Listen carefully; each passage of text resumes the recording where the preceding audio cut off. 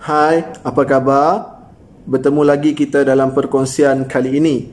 Baiklah, terlebih dahulu saya berharap kita semua dalam keadaan yang sihat dan juga kita jangan alpa untuk menjaga kesihatan supaya kita dapat mengekang penularan wabak pandemik COVID-19. Baiklah, untuk kali ini saya ingin berkongsi mengenai cara-cara menggunakan kamus. Jadi mungkin ada dalam kalangan murid-murid, terutamanya murid sekolah rendah, yang belum tahu cara menggunakan ataupun cara mencari maksud perkataan dalam kamus. Baik, seperti yang kita tahu hari demi hari kosakata dalam bahasa Melayu semakin bertambah. Jadi perlunya kita merujuk kamus supaya kita dapat tahu maksud ataupun arti yang betul, supaya kita tidak salah menggunakan perkataan tersebut. Baik, pertama sekali buat anak-anak murid, kita kalau nak mencari sesuatu perkataan, contoh perkataan yang kita nak cari, membaca.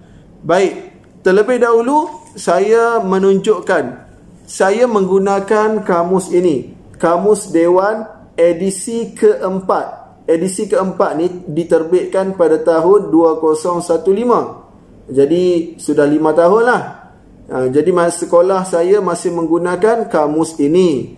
Jadi dengan adanya kamus ini, kalau kita tak tahu cara menggunakannya dengan betul pun kita tak dapat mencari maksud perkataan sebenar.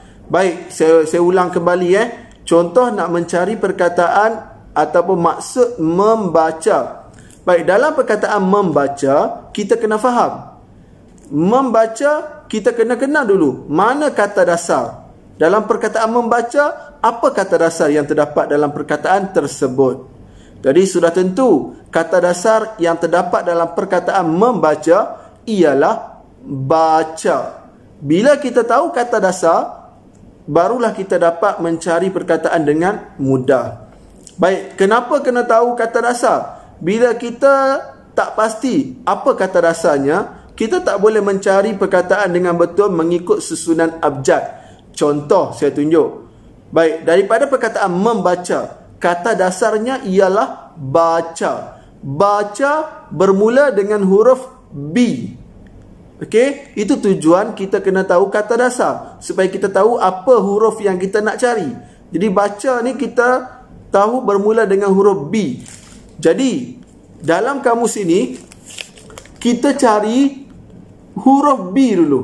Okey, baca, cari huruf B. Contoh saya cari Baik, baca.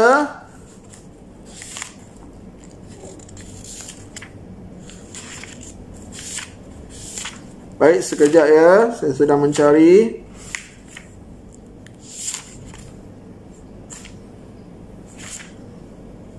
Baik, ini contoh saya cari. Okey, baca. Baik, bila kita tahu kata dasar, kita dapat cari maksud perkataan yang betul. Baik, dah jumpa perkataan baca, kita faham dulu apa maksudnya. Kalau mengikut kamus Dewan ini, baca merujuk perkataan memerhatikan isi sesuatu yang tertulis atau tercetak dengan teliti dan memahamkan makna kandungannya.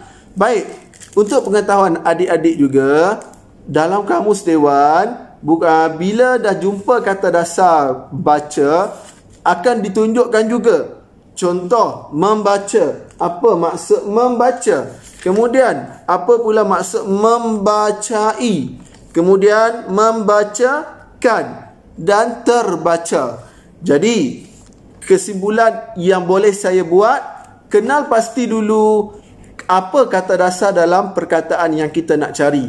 Kalau kita tidak tahu kata dasar, kita tak dapat mencari dengan mudah. Kecualilah perkataan yang kita nak cari itu tidak ada imbuhan.